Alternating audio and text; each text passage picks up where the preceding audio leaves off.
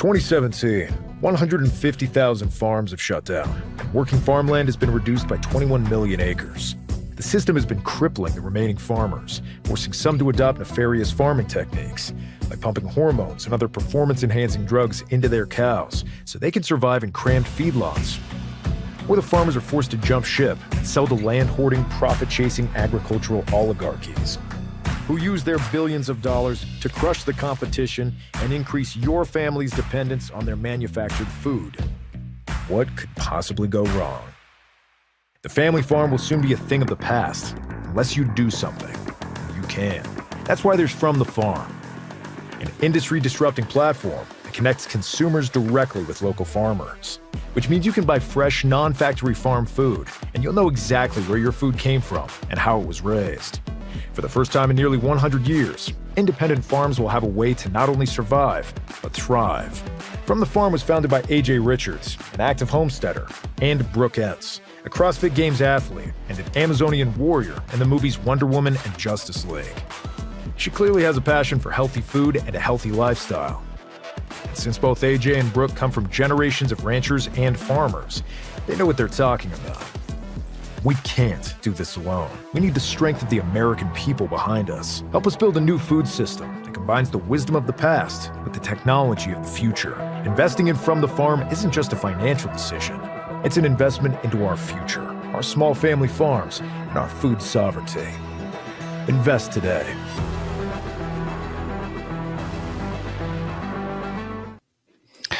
Hey, what's up, everybody? Welcome to our weekly live podcast and Q&A. We've done this. This is the third week now. We've got a lot going on with From the Farm and the crowdfunding, as well as new producers coming on board. Lots of exciting things. Been doing a lot of traveling lately. But I'll get into that in just a second. So at this From the Farm Live, we're set up to take your questions. We're live across all of our platforms. So if you're watching from YouTube, Facebook, our X account, or Instagram, I am monitoring the different conversations and questions. So it's an open discussion. You're welcome to ask questions. I can display them on certain platforms to display this question and answer them. But really, the intention of this show, this weekly show, is we want to start helping you understand the food supply chain more as an individual consumer and a producer. If you're on here, maybe understanding on the other side what the consumers are looking for. I've been researching almost 5 years now our food supply chain, how to create food sovereignty and food security, where our current supply chain structure is at, what threats that we face or that face us with our food supply chain. And it's a lot. There's so many moving parts that I do not claim to be an expert. My goal is to try to meet as many experts in each area as possible to learn from them so that I can pass that information on. But I by no means claim to be an expert in any area. My goal is to help you get over the bullseye, then to provide the resources so that you can go and do further investigating on your own if you care to. So my goal is to get you over the bullseye so that you can see what's going on. We have so much going on in our lives that to try to take all of this in as an individual person who has your own life and all of the challenges and things that you're going through on your own, it's a lot. So trying to break this down in bite-sized chunks for people so that you guys can just get a good handle on what's happening. But I also don't want to just focus on the negative, because what we're doing it From the Farm and what I've seen many other people getting involved in these different conferences I'm going to, there's a lot of people working to make America healthy again, to fix our food supply chain, to bring more awareness and connection back to the local farmers and ranchers, and to help people get back into farming and ranching, depending on where you're at on that journey. So we just want to bring some clarity to this and help people kind of get over the bullseye a little better, so you guys know what's going on and what decisions are being made for your food supply, so that you can make the decisions necessary to make sure you're protected. So anyway, tonight I want to focus on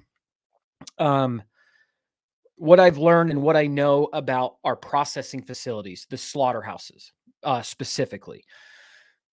Um, in my journey for the last few years, I ended up in Cody, Wyoming, because we were part of a company that vertically integrated. The goal was to build a white label, to own the slaughterhouse, partner with ranchers so that we could have a stable supply chain. And then our customers would know that as long as they're buying from us, we have the supply chain covered. That's what brought me to Cody. It was never on my radar to be personally involved in USDA processing facilities or in slaughter.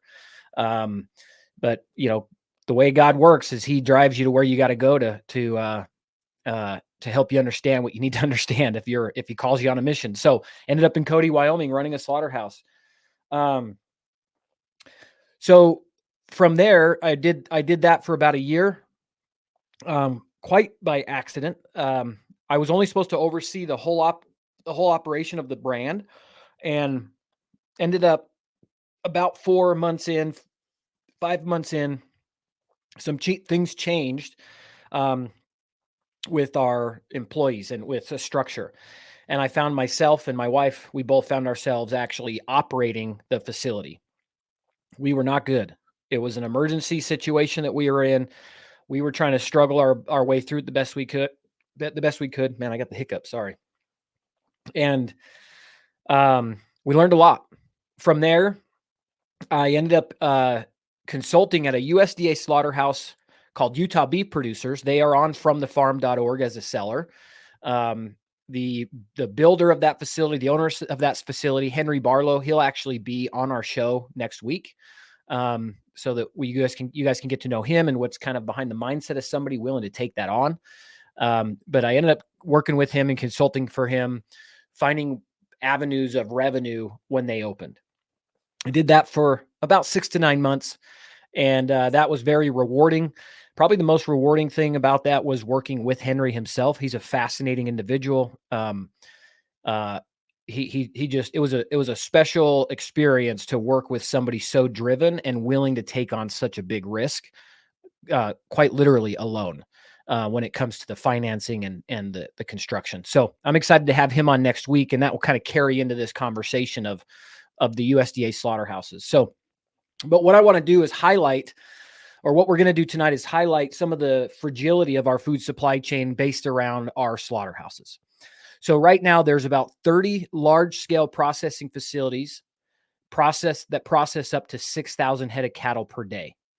Somewhere around 25,000 pigs per facility. And I think I was reading around 550,000 chickens in each facility, right? Because smaller animals, you can do more of them. Larger animals, you can't do as many in a day. So there's about 30 large-scale processing facilities that currently process about 50-something to 80% of the meat we consume in America, just 30. The rest of that is processed through about 1,500 custom exempt plants. So I'm going to share some things with you as we go through this. So I want to show you guys different processing facilities and what they can look like. So this one here, I'm going to share with you guys some facilities that a company called Friesla builds. I'm not associated with Friesla. I've been following them for a long time. In 2020, when we were looking at building a slaughterhouse, that's where I first came across Friesla. And I've just admired what they can do, and they're outside the box thinking when it comes to building processing facilities, especially when it comes to being able to stand up a facility in a rapid amount of time. Because we are at such a deficit, we need to be able to scale quickly in order to handle these things. So what you're looking at here is what they call mobile slaughter. So they build a processing facility, a slaughterhouse, out of a semi-trailer. And I've seen them at various sizes, but what'll happen is they'll kill the animal on site and then pull it up inside the trailer here. And this is where they process it. And then there's cold storage up at the top. And then a lot of times they'll take it back to a larger facility. So they'll slide it into the back there in like halves. And then they'll take it to another facility where they'll offload it, and then they'll further process it when it's ready to be processed. So that's what mobile slaughter looks like. Another system that Friesla came up with, which I think is really ingenious. I think they've been doing this setup longer than this setup here. So this is their modular processing facilities. This one happens to be in Montana. I've driven past it quite a bit, going up towards Livingston and Bozeman. But what you can see here is this is an application in production, and it looks very similar to this one here. So they call this the F1, the F2, and the F3, and they change in size so you can process more animals based on the size. What's really neat about this is they've designed this facility to be almost a plug and play as you grow. But because they're modular, they can be built off site, so they can constantly be in construction and then just hauled off on semis to be dropped in place, so they can stand processing facilities up quicker than a brick and mortar. A brick and mortar similar to what is done here at Utah Beef Producers. So this is the Utah Beef Producer facility. It used to be a beer distribution warehouse, and Henry took it over. We'll go into more of this in detail next week, but Henry took it over and then added this. You can see in the back there on the satellite image, that silver roof. They built a holding barn, and then they adapted that footprint to meet the needs of being a processing facility. So they took an existing building and converted it. He spent a lot of time and resources to get that up, but I would argue that in the long run, he did it for much cheaper than if he would have built from the ground up. Plus, the footprint was already there. And even though we had to go through a lot of hoops and hurdles around certain approval processes like wastewater treatment and solid waste treatment and those kinds of things on the facility, it was adaptable, and it's a beautiful facility. I mean, they did a really good job building that.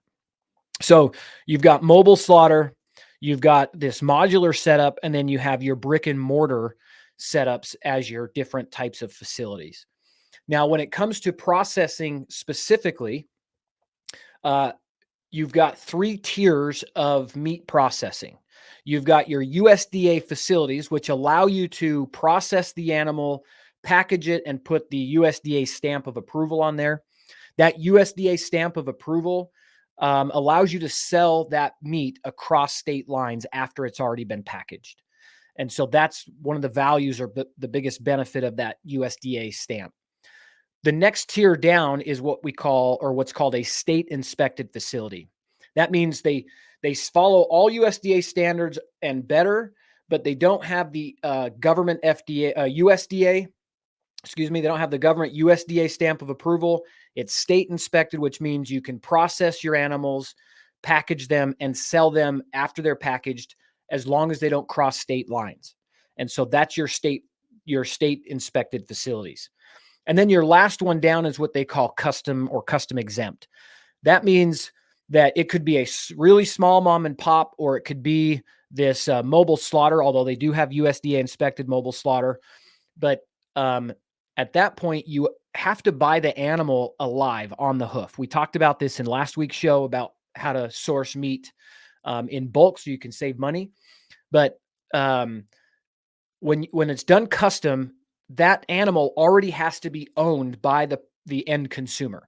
So if I own livestock and I only have access to a custom facility, or if I own the custom facility and I also own the slaughter, the cattle, whatever that arrangement is, I need to sell that animal to you while it's still alive. And now your name goes on the brand inspection. So when it's ready for processing, the brand inspector will look and say, okay, that animal has been purchased by the Jones.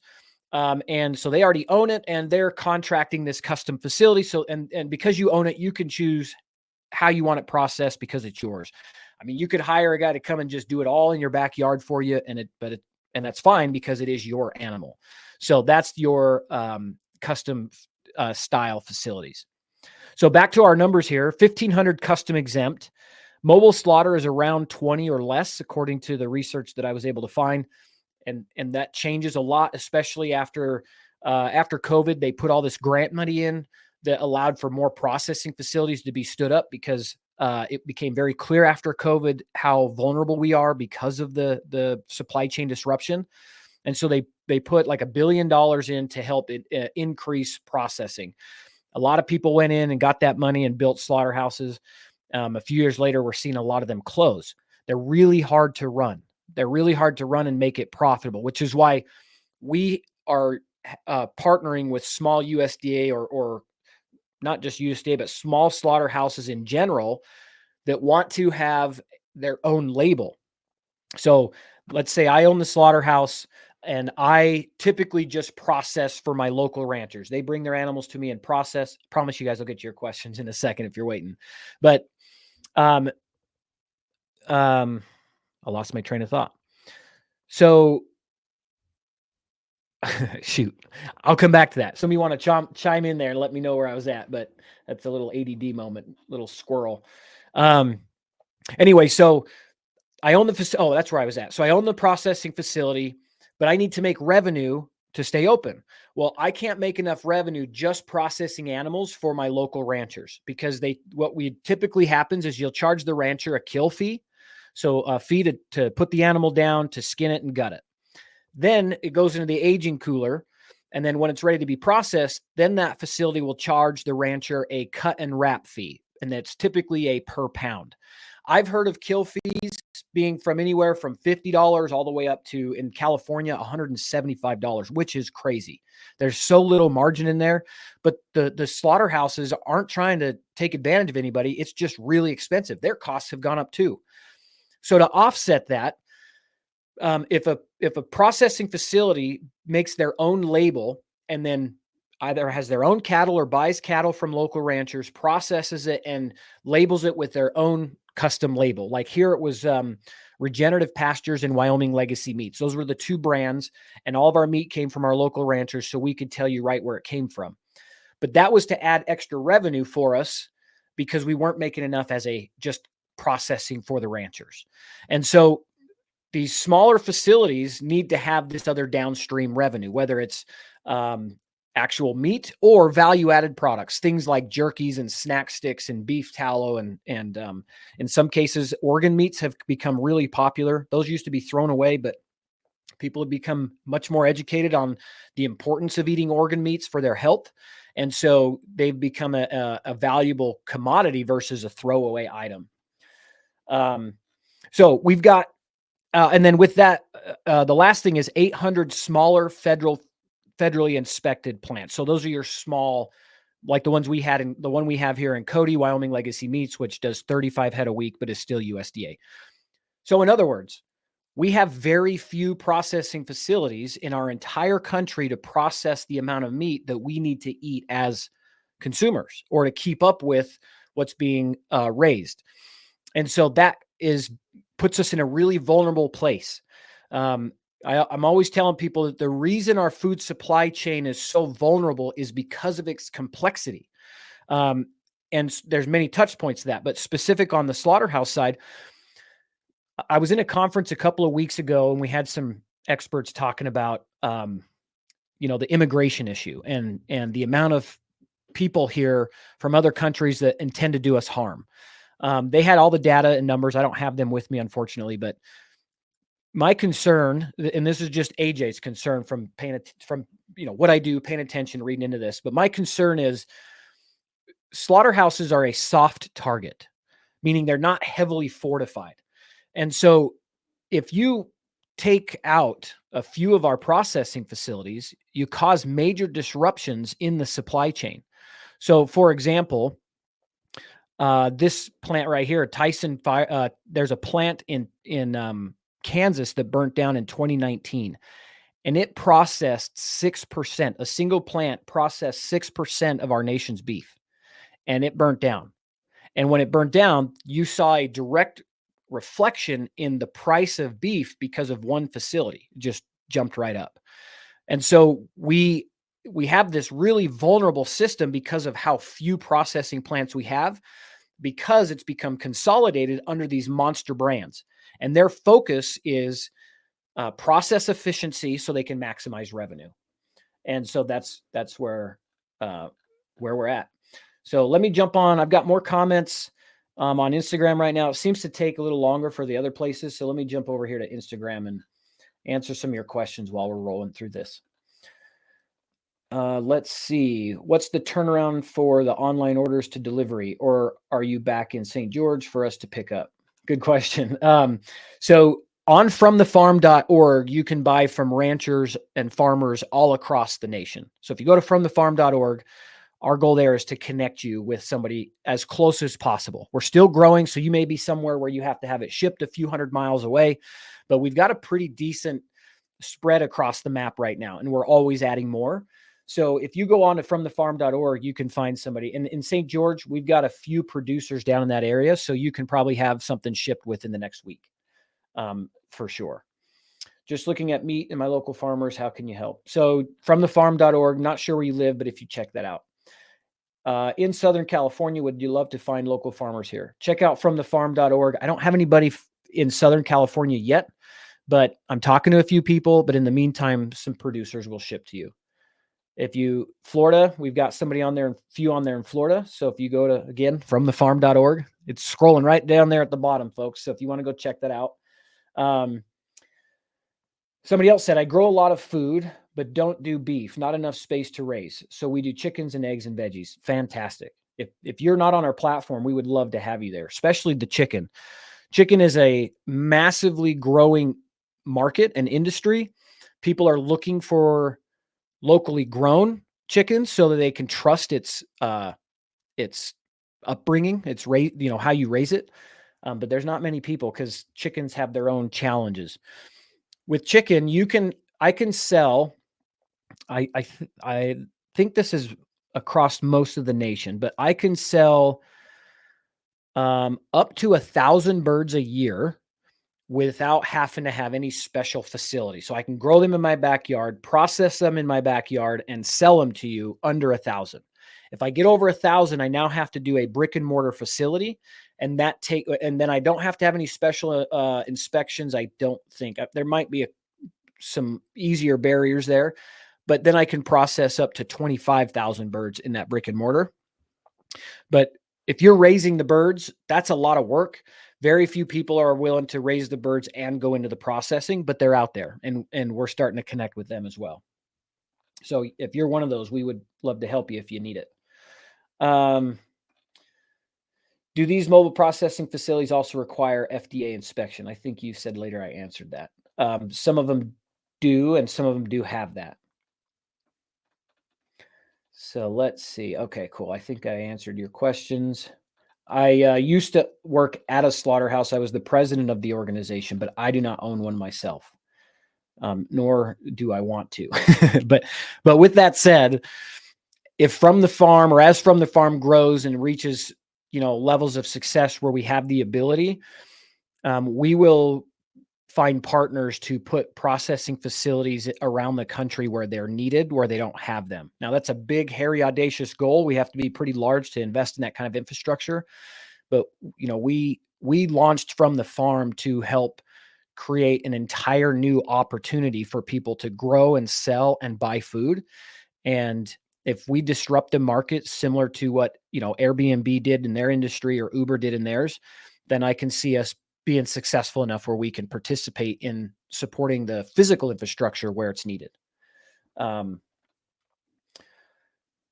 Queen Creek, Arizona, I have a producer and processors down there. If you check out the website, 40 birds. Gotcha. 40 birds. Yeah. We did 40 ourselves, and that's what's in our freezer.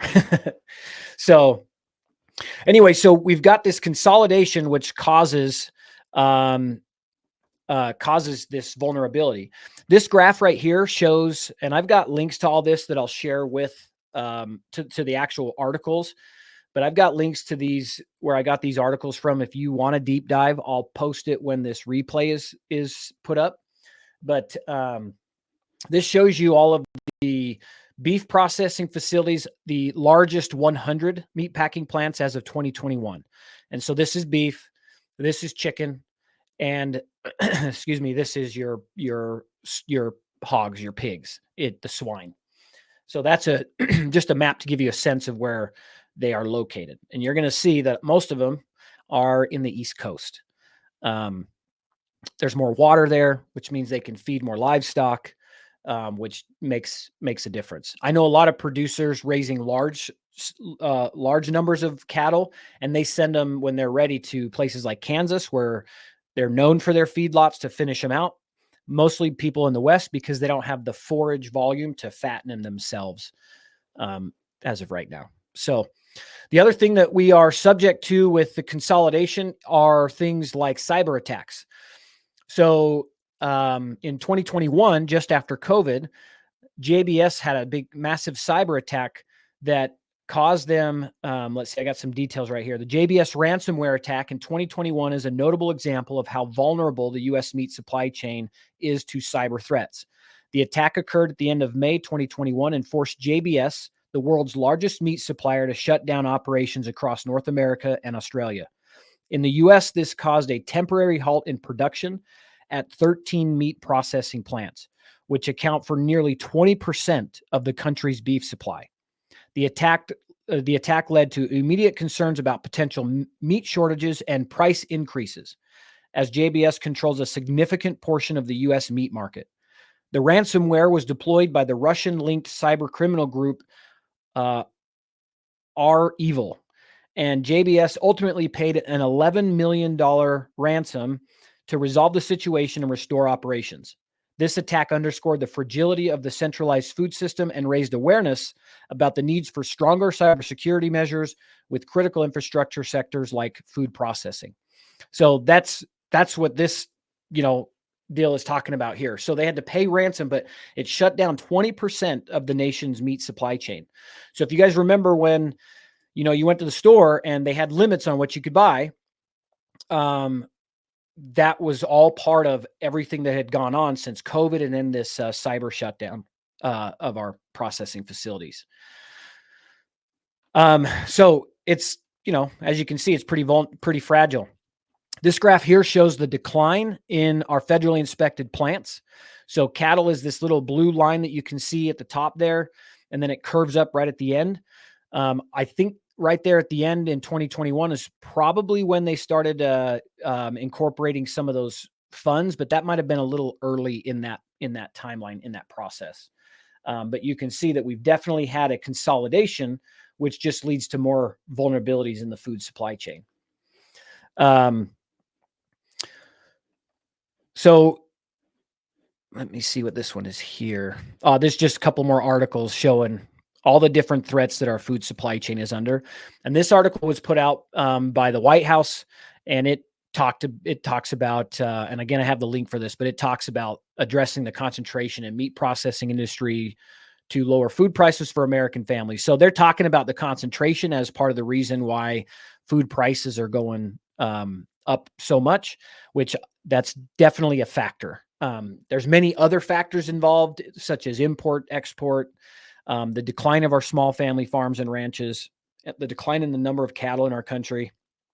That all contributes, but certainly when you have 4 mega corporations controlling 85% of the meat supply, they have a pretty good handle on what that looks like. So, let's see.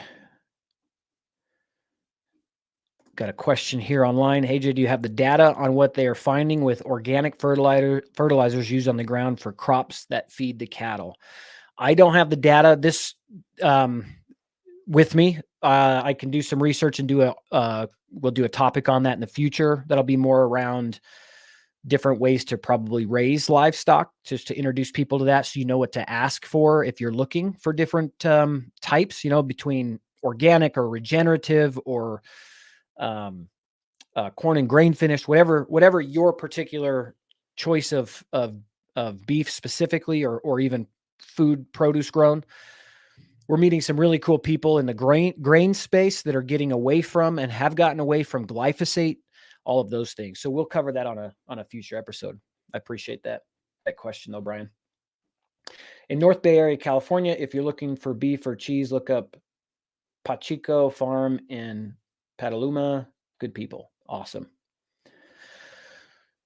So wanted to keep this pretty short. Answer questions if you guys have them, send them in now. Otherwise, I'm going to wrap this up pretty early, but I just wanted to spend the evening talking about the food supply chain from the perspective of our meat processing facilities, offer you some knowledge and education around the different types of facilities that are out there, so that as you start looking for local beef or local food, you have some context into what's going on.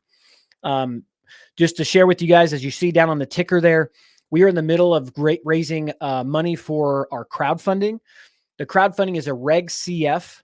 So it's SCC regulated on WeFunder. We are doing a rev share model. So if you want to see and help us create a competitive marketplace so that we have somewhere better to source our food so that we can make America healthy again, check out the new hat. Love it. Then you can help us by getting involved in our crowdfunding. We've raised $118,800 so far. That's just from friends and family. We just made it go live in public to everybody else. We're starting our marketing for this so that we can drive more traffic. So 118,000 from friends and family has been phenomenal. People that follow us on social media, and we're absolutely grateful. That's going to go a long way. We've got some, really big plans for this. We're going to be adding producers, increasing our software. So if you go to fromthefarm.org, you can buy already right now from farmers and ranchers throughout the country. But there's always improvement we can do on the software. So this system is built for and by the people. We spent, like I said, 3.5 years of research and development, talking to farmers and ranchers, talking to customers, finding out what would make sense to bring people together. And we spent that time researching it before we even bothered building our first line of code. And then in July of 2023, we started the software build. And then in March of this year, we did the soft launch for the MVP. I'm happy to report that as of last week, we just successfully did our 100th delivery, successful delivery from farm to family. We've been going at a pace that we can manage our software and improve it as we go. And so it's a big deal. When you launch a software and you get to 100, that's a pretty big benchmark for us. We're thrilled for. So, you guys getting involved just going to help us grow that even more and hopefully stop the possibility of a famine because I say that tongue in cheek, but man, we're close. Do you guys know any good farm inland empire? Check out fromthefarm.org. There's a map feature there that will show you people that are closest to you. So yeah, doing good on the crowdfunding. We're grateful for everybody involved. We've had some phenomenal feedback from people as you go if you go to the WeFunder page, or if you go to fromthefarm.org and click the investment button there, you can go read some of the comments of the people invested and why they're invested. And that's really just special for us to hear why people are getting behind this. So yeah, thank you guys. Really appreciate the support on here. So that's it. I'm going to give you 30 seconds to ask any more questions, and I'm going to roll this last video as we exit. I hope today's information was helpful. I have to say, I'm going to post this up real quick. I have to say it's the most user-friendly software to use and best as you can. Thank you, Brian. Appreciate all your support. You've been awesome for us. So yeah, I'm going to roll this hero video that we created with Harmon Brothers Marketing. Love every partner we have here. I'm telling you guys, God's driving the bus. We're just, doing what's asked as we go. There's miracles that are happening daily, things that come up or things that change where we know what we're up against. We know the challenges we're going to face in regulation because of threats that we're going to, of the threat that we're going to bring to the existing oligopolies that control everything. So, that's why we did a crowdfunding. We're looking for the strength and the will of the people to help us. We're not just looking for money. I could go find money. I just went to a conference in Denver that was phenomenal. It was a room full of, I say phenomenal, it was interesting, but it was a room full of investors wanting to get into regenerative agriculture. I learned a lot. There was like $20 billion represented there. But my observation was the primary conversation was around their ROI more than now. Maybe that's not a fair assessment. I think the room was probably split. That there are people there that really want to find a way to invest in new food systems so they can make a positive impact. But then on the other side of it, there's a heavy undercurrent, which is understandable. It's the space we're in, but there's a heavy undercurrent around how do I make a profit and how do I make a lot of money? Because that's what my, capital group is designed for. Whereas we look at this and we say, no, we're going to be of service first, and value, profit, and revenue is a byproduct of being of service. Now, we have a really strong business model. The platform where you buy and sell food is designed that the farmer and rancher earn the majority of that dollar. We want to make sure that the food dollar that is made, that goes into the pockets of the producers as much as possible. So we take a small commission, 15%, that helps us increase the platform technology and the marketing. But where from the farm will generate revenue is all of the other opportunities we have to offer really incredible products or services that will serve people and their families, depending on, what their interests are. If you want to grow your own garden, we have people that we can connect you with. If you are looking to replace some of your shelf-stable salts and seasonings and condiments because you don't want the seed oils anymore, we're meeting small people, people that have small companies that are building these companies because they're tired of it as well. And so we're going to make that available for you. It's like the Siete chips. If you were a Siete chip fan, that was because it didn't have any seed oils. And we all hope that acquisition by Pepsi doesn't ruin that for us. But we're partnering with people. So as you check out, you can add to cart, and that's where our revenue will come from, and done on a large scale, as we believe that this platform will be. There will be plenty of revenue for the investors involved without having to take the money from the ranchers and the farmers. They need the majority of that so that we can keep them around. So we have a great business model. Lots of people excited about it, and it's done with integrity. Yes, it's been a lot of work and effort. Invest via website. Yeah. If you go to fromthefarm.org, you'll see a pop-up there or a little banner at the top where you can click to go see more about the investment. Awesome. You guys are great. Stuck around a little longer, waited for any more questions, and I appreciate you. In closing, before I roll us out with this video, just want to say thank you all again. And don't forget to shake the hand that feeds you. Showed us anything, it's how fragile our food supply chain really is. I would hear the news talking about empty store shelves in the city, no meat. But yet I'm driving through the country and I see cattle standing in the field that a customer could buy. My name's AJ Richards, raised in St. George, Utah. My family are 5 generations of ranchers. I'm Brooke Ants. Today it can be incredibly difficult to be a farmer or rancher, even for people that have been doing it generationally. And it's not because of the work, but it's actually pressures from the big 4. 4 companies control 85% of our food supply chain. And in many cases, it's very clear that they're buying off politicians. And if North Korea or China's Great Leap Forward have taught us anything, a centralized food supply can accidentally or intentionally kill a lot of people. Luckily, it's not all doom and gloom. What's missing is a competitive marketplace. So I'm thinking about these unsold cows, and I just had this aha moment. What if somebody built a website similar to Airbnb, but instead of short-term rentals, it highlighted and connected you with local farmers and ranchers so that we could actually go right to the producer?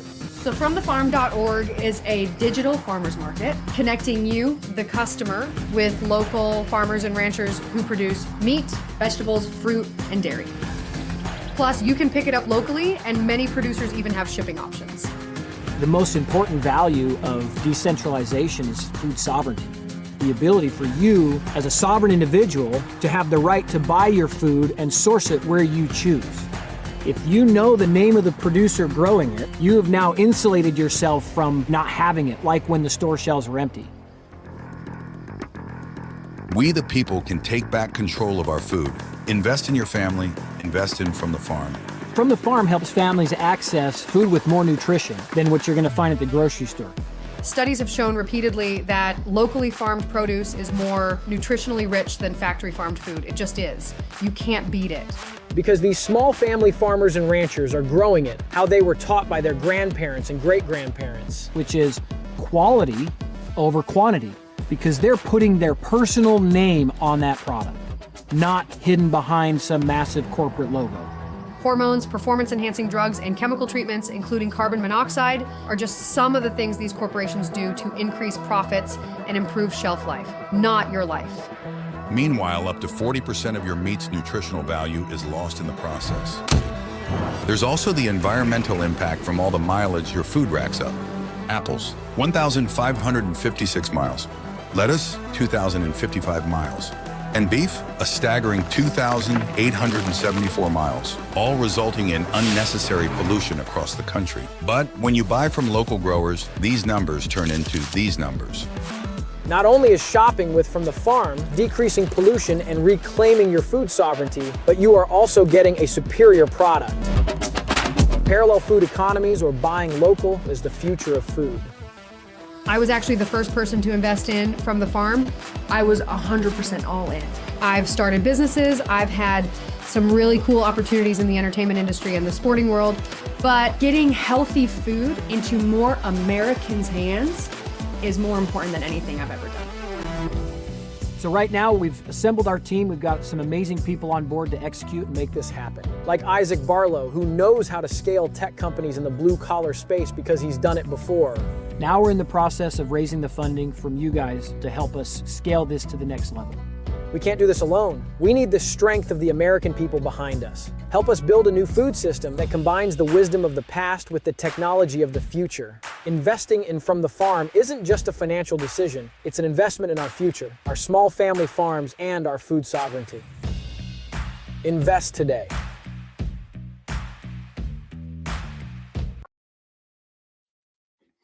One more thing in closing before I take off. I will be on a podcast tonight at 7 p.m. I'll share the details on my Instagram story. It's @J_Richards on Instagram. I'll share the link there. Would love to have you. It's another live show just like this, but I'll be being interviewed.